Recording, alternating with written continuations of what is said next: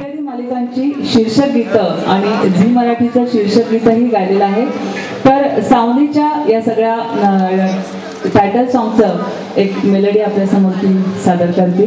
जरूर. गेल्या वर्षीच या दोन मालिका होत्या, कमला आणि पसंत आहे मुलगी. बघायचा तुम्ही? क्या बात आहे. तर वर्ष झालं जवळजवळ या दोन्ही मालिका बंद होऊन, पण त्यातलं कमलाचं शीर्षक गीत तर खूप मेलोडियस आहे आणि पसंत आहे मुलगी या दोन्ही रचना सादर करते. दोन्ही ड्युएट गाणी आहेत, पण मी एकटी गायचा प्रयत्न करते. काही चुकलं तर माफ करा.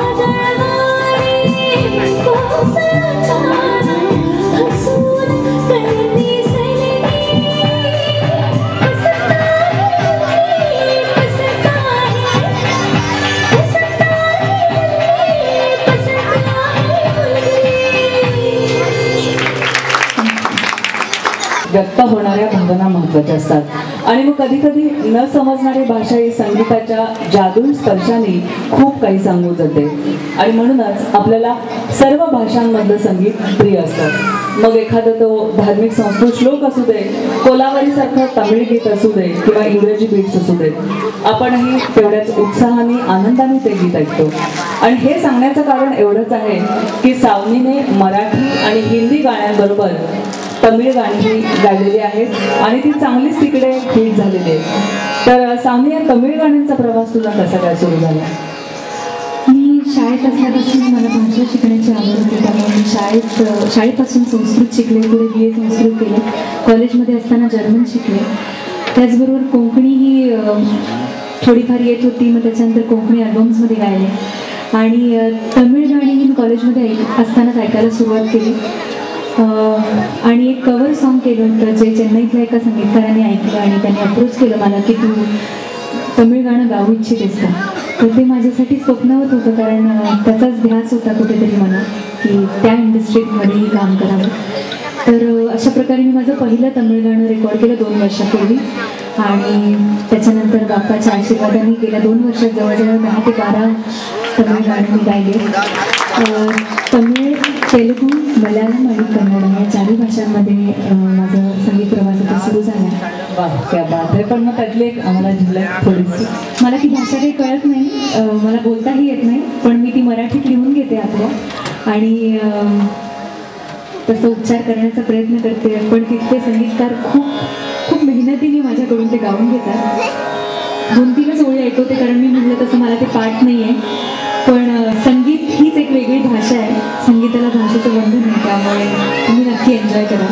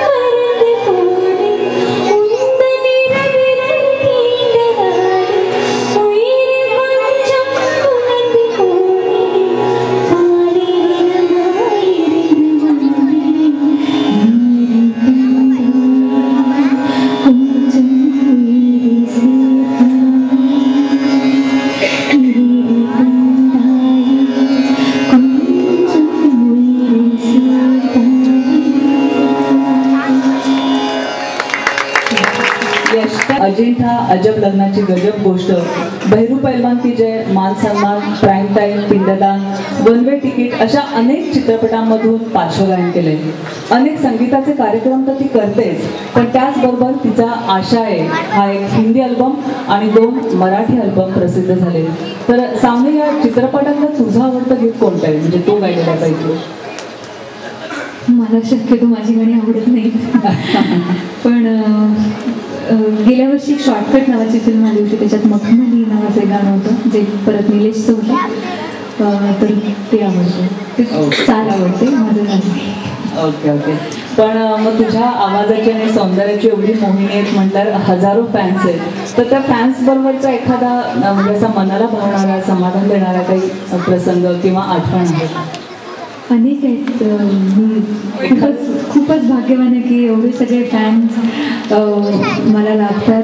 आणि एक प्रशांत रेडकर नावाचा फॅन मला फेसबुकवर त्याने अप्रोच केलं आणि त्याने मला विचारलं की तुम्हाला खूप मनापासून बहीण मानतो आणि प्रत्येक राखी पौर्णिमेला एक कुठलं, त्यांनी मला माहीत नाही की पत्ता कुठून मिळवला, पण प्रत्येक राखी पौर्णिमेला गेली 4 वर्ष वेगवेगळं गिफ्ट तो माझ्या घरी पाठवतो.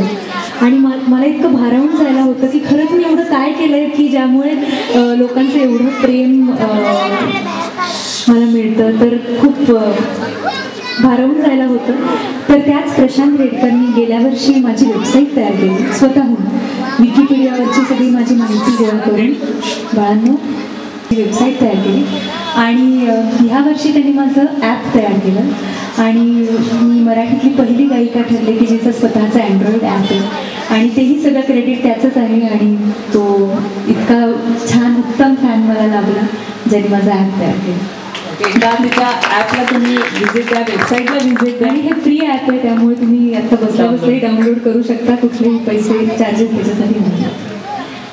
सावनी, शास्त्रीय संगीत, भक्तिगीत, नाट्यगीत, अल्बम किंवा टायटल सॉन्ग ही सगळी गीतं तू गातेस, पण त्यामध्ये तुला कोणता प्रकार गायला जास्त आवडतो यापैकी? मला सगळ्यात जास्ती आयटम नंबर गायला खूप आवडतं. अरे बापरे. म्हणजे माझ्या आवाजाच्या अगदी विरुद्ध आहे, पण ह्या वर्षातच 2 चित्रपट येत आहेत. डॉक्टर रखमाबाई नावाची एक फिल्म येते अनंत महादेवांची, पुढच्या काही महिन्यात रिलीज होईल. त्याच्यात मी एक फोक प्रकारचा आवाज बदलून गाणं गायलं आहे. आणि दोस्तीगिरी नावाचा एक चित्रपट येतो ज्याच्यात आनंद शिंद्यांबरोबर एक आयटम सॉन्ग आहे. त्या गाण्यांच्या उल्लेखाने जर फटाके वाजत असतील, सॉरी जोक करते, पण मला आयटम नंबर गायला जास्त आवडतं. कारण लोकांना असं वाटतं की हे आयटम नंबर काय मुंबई बदनाम होईल वगैरे वगैरे. शब्द कसे असले तरी त्याच्यात लागणारा जो पंच आहे किंवा जी तयारी आहे, ताकद आहे, ती मला खूप चॅलेंजिंग वाटते. या बात आहे. तुझ्यासाठी सगळेजण सैराट झाले, तर मग सैराट मधलं एखादं गीत आम्हाला ऐकव. जरूर. झिंगाट नाही ना? ते पण झिंगाट उभीच राहिली होती आत्ता, जमते आता झिंगाट पण ऐकायचं थोड्या वेळाने. सैराटच झालं जी.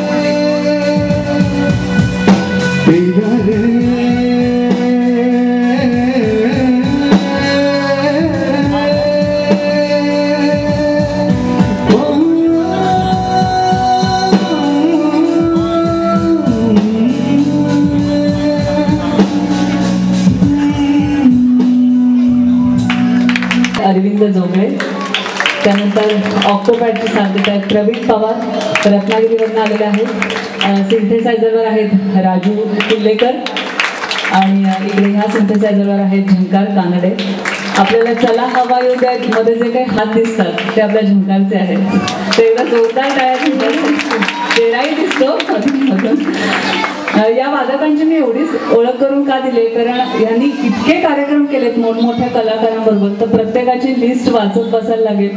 तर खूप त्यांनी शेकडो कार्यक्रम दिलेले आहेत आणि आपण त्यांच्या वाद्यांच्या ह्याच्यातूनच त्यांची क्वालिटी किती चांगली आहे ते आपण बघतोच आहोत. तर या सगळ्या वादकांचे मनापासून धन्यवाद. सावनी, तुला रिक्वेस्ट आहे, तुझं एक फेवरेट गाणं आहे मैं तेनू समझ हवा, तर ते आम्हाला ऐकव जरा. जरूर. ते गाणं एका जुन्या गाण्याच्या साथीने गातो. खरं तर मला कल्पना नाही आता तुम्हाला हिंदी गाणी ऐकावीशी वाटतात का नाही. चालेल का आम्ही हिंदी गायलं तर? चालेल ना?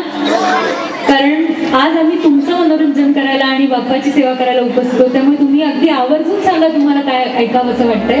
कारण आम्ही आमच्या आवडीची गाणी गातोच आहे, पण तुमच्या आवडीचं गायलाही आम्हाला नक्की आवडेल. तर बघूयात आता माझी आवड आणि तुमची आवड ही मॅच होते का. तर एक अविस्मरणीय असं लता दीदींचं अजरामर गाणं आहे जे मला खूप आवडतं. लग जा गले के फिर ये हसी रात हो ना हो, ते मी गायलं तर चालेल का. ओके प्लीज, कारण मनात धाकधूक होती की आम्हाला अंदाज येत नव्हतं तुम्हाला नेमकं काय प्रकारची गाणी ऐकायची, म्हणून डायरेक्ट तुमच्याशी संवाद साधला. जरूर चालेल का.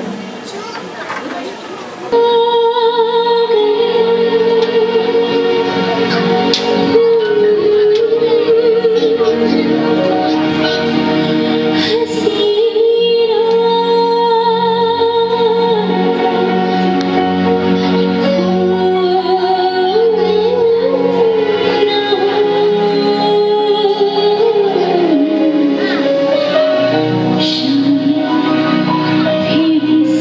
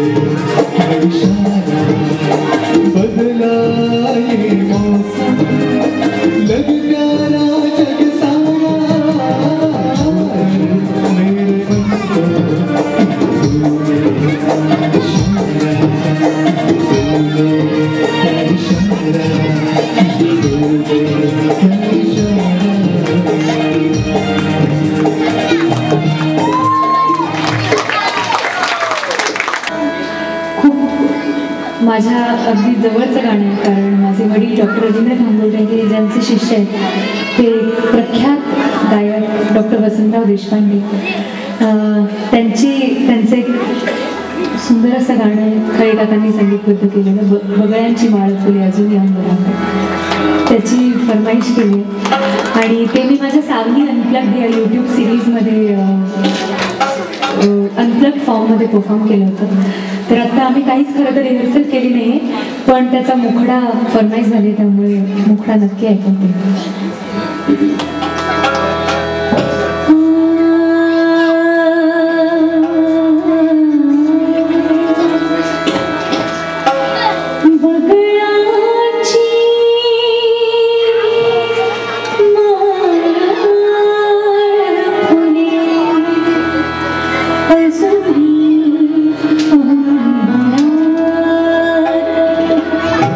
बगळाची माळ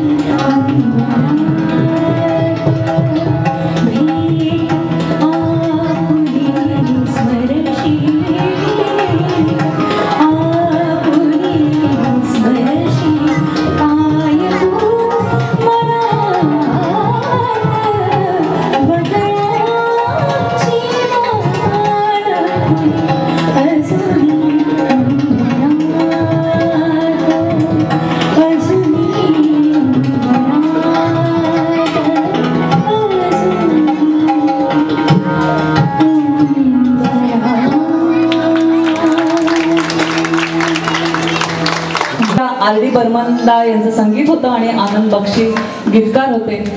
फरमाईश आली आहे, ओंकार तुझ्यासाठी एक अजनबी हसीना असेल. त्याआधी फरमाईश आली ती पूर्ण करतो. त्यांनी असं लिहिलंय,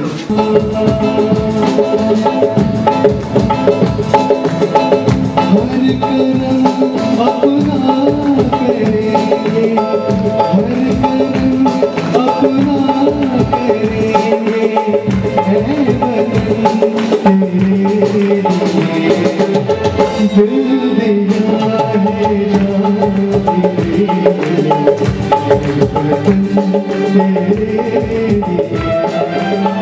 दिल दिया है जान तेरे लिए, हर करम अपना करेंगे, हर करम अपना करेंगे, ऐ वतन तेरे लिए, दिल दिया है जान तेरे लिए, वतन तेरे लिए, दिल दिया है जान तेरे लिए.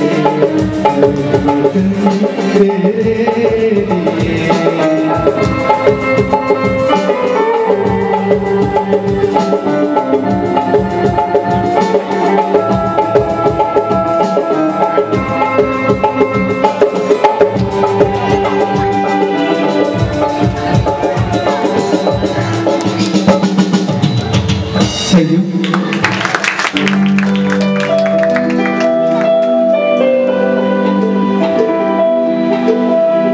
तुमच्यासाठी खास होता एकदा.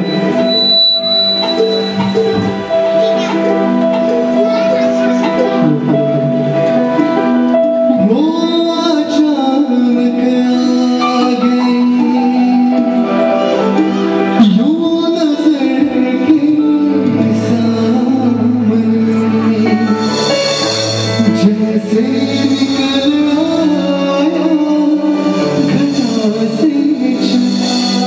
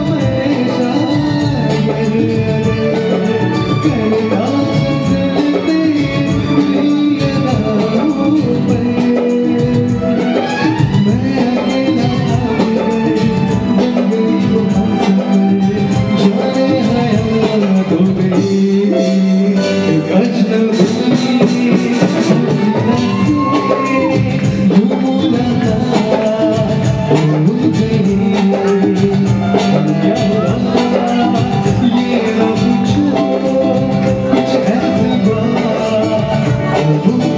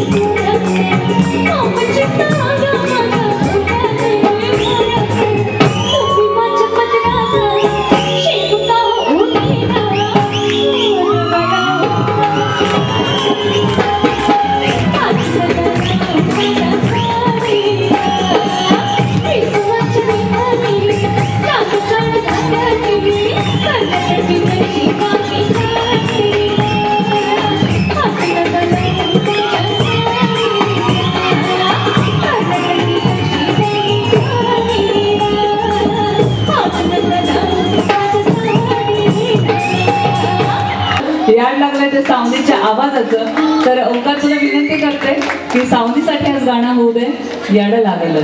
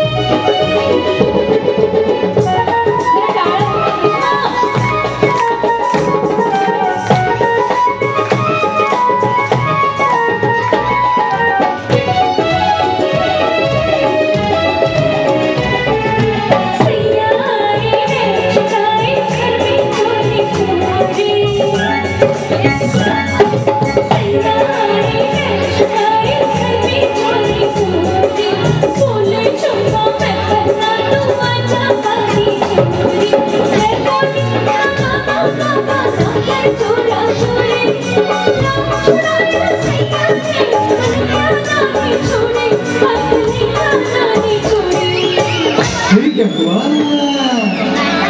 नाही तुम्ही विचारा ना जरा अजून जोरात विचारा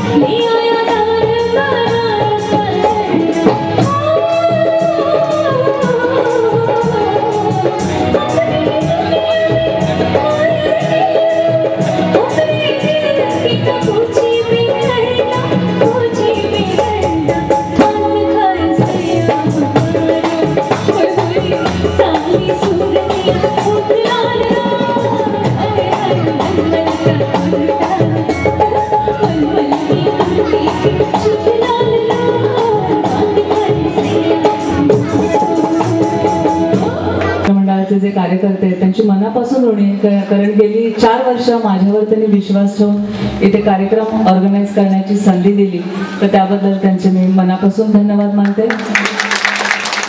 त्यानंतर साऊंड सिस्टीमचे उदय जुळे, उन्मेष जाधव आणि आज अगदी लास्ट मोमेंटला बोलावून सुद्धा ढोलकीसाठी ज्यांनी साथ दिली ते अरविंद जोगळे. रत्नागिरीवरून नेहमीच म्हणजे मी कधी फोन केला आणि आले नाहीत, माझ्या माहेरी अर्थात रत्नागिरी, तर तिथून आलेले खास प्रवीण पवार आणि राजू केलेकर, तर त्यांचीही मी अत्यंत ऋणी आहे. झंकार कानडेचं अतिशय व्यस्त शेड्यूल असतं, पण त्यांनी सुद्धा आपल्या चिपळूणकरांवरचं जे प्रेम आहे ते इथे येऊन त्यांनी दाखवलेलं आहे. त्याची सतत शूटिंग चालू असतात, चला हवा देऊ आणि इतर मोठमोठ्या कार्यक्रमांची, तर त्याचीही मी अत्यंत ऋणी आहे. आणि सामनेबद्दल काय सांगू, देश विदेशात जी प्रोग्राम करते तर तिने चिपळूणसारख्या छोट्या गावात, खरं तर ती कोकणातली आहे पण तरी सुद्धा चिपळूण हे गाव छोटं असलं तरी इथल्या लोकांची मनं खूप आणि रत्नागिरी हे माझं जन्मगाव आहे, माझा आजोळ आहे, त्यामुळे कोकणात यायला मला नेहमीच आनंद होत असतो. एकदा जोरदार टाळ्या तुमच्या स्वतःसाठी झाल्या पाहिजे.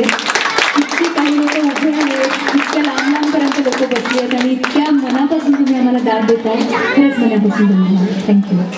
सर्व स्पॉन्सर्सचे मी आभार मानते, कारण त्यांनी कलेप्रती जो आदर दाखवला, विश्वास दाखवला आणि या कार्यक्रमासाठी स्पॉन्सरशिप दिली, तर त्यांचंही मी मनापासून आभार मानते. आणि अतिशय उत्साहाने टाळ्या शिट्ट्यांनी दाद देणारा हा राऊताळीतला प्रेक्षक, त्यामुळे दरवर्षी तुमच्यापेक्षा मला सुद्धा इथे येण्याचे कार्यक्रमाचे वेध लागलेले असतात आणि सावनीसारखे सेलिब्रिटी कलाकार इथे आणण्याची इच्छा निर्माण होते. तर तुम्हा सर्व रसिक प्रेक्षकांची सुद्धा मी आभारी आहे. आणि मला वाटतं कोणत्याही कार्यक्रमाचा शेवट म्हणजे आत्ताचं जे मैफिली चाललंय झिंगाट शिवाय अशक्य आहे. तर ओंकार, हॅलो ओंकार, सादर करणार आहोत. तर पुढच्या वर्षी स्थानिक कलाकारांना सुद्धा राऊताळीतले कार्यकर्ते संधी देणार आहेत. तर ज्यांना कुणाला इथे परफॉर्मन्स करायचा असेल तर त्यांनी माझ्याशी संपर्क साधला तरी चालेल किंवा अमोलजी राऊत आहेत त्यांच्याशी संपर्क साधला तरी चालेल. आपण कार्यक्रमाचा समारोप करूया.